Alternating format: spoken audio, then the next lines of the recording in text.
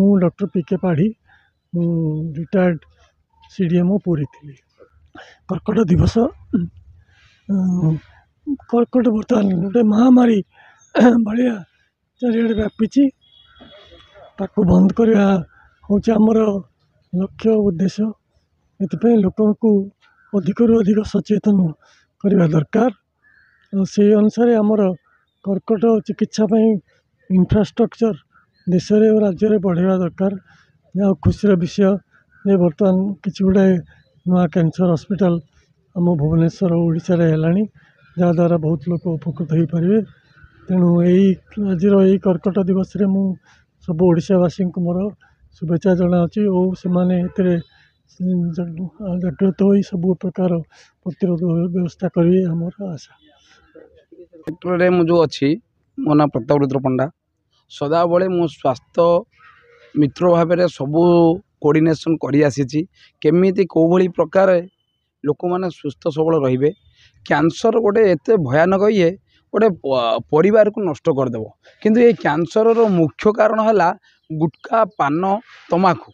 ये तमाकू सेवन रु जे पर्यंत लोक मैंने वर्जन न कर कैंसर केबे आमको छाड़ी जीव ना। मु एतिकी मेसेज देवी युव समाज को आउ जो मैंने भी तमाकू खाऊँ तमाकू को छाड़तु, गुटखा को छाड़तु। गुटखा द्वारा ओराल कैंसर एत मात्रा रे बढ़ी गले जो मैंने युव समाज केते सुंदर युवक मैंने से नष्ट हो जाऊँ। देखो जमी आमर गोटे हॉलीवुड स्टार थे शक्ति मिश्र मिली आपण सात्विक मिश्र सी कौ भाव में कैंसर आक्रांत होकर पूर्व कहते आम देखु शह शह कैंसर रोगी को मुझे ट्रिटमेंट डॉक्टर घनश्याम विश्वास पाखे आ डॉक्टर राजेश पाढ़ी पाखे मुझे ट्रिटमेंट कराऊँगी। गुटखा जनित 99% कैंसर व्यापुची। गुटखा खाई ओराल कैंसर जो भाई प्रकार जो भाई प्रकार लोक नष्ट करुँची परिवार गोटे घर द्वार सब बिकी ये गला भी तथापि कैंसर भल होनी। मुझे मेसेज देवी युव समाज को से माने गुटखा छाड़ी दिंतु, तमाकू मद्यपान निवृत्त रुहतु, तापर निजेर सामाजिक परिस्थिति को बजाय रखु, असामाजिक व्यक्तित्व परिप्रकाश कर। गुटखा ये कैंसर एभली एक भयानक परिवार नष्ट कर देउची, अर्थनीति नष्ट कर देउची, देहर सौंदर्य नष्ट कर देउची। एटा को नमस्कार, मो ना हूँ दीपक कुमार जेना।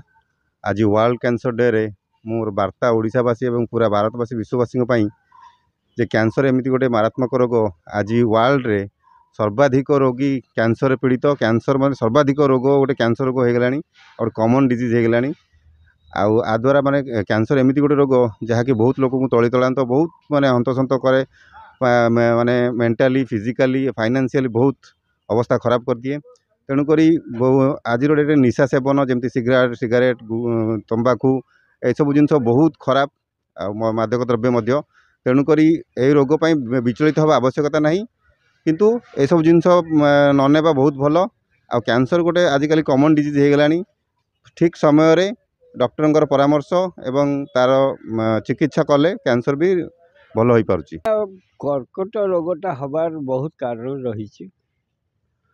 आउ खाद्यपेय निजको निजे कंट्रोल करी रखिले आउ मद सिगरेट गुटखा एसब जिनस न खाइले सबुठु भल। निजको निजे कंट्रोल करी रखिले सबुठु निज पे हितकर, परिवार पे हितकर, समस्तकर मंगल हो।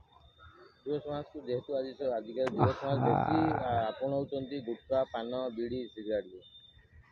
आज्ञा आजिकलिका एठी मु पार्क चारिपट देखुची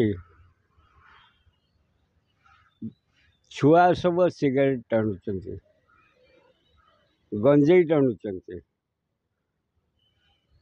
आउ जो जहर धड़ा जहर भी व्यवहार कर आशा करे केत जन सिगरेट बेन मध्य देकी कौन करके सब कर एगुड़ाक बड़ खराब लगुच।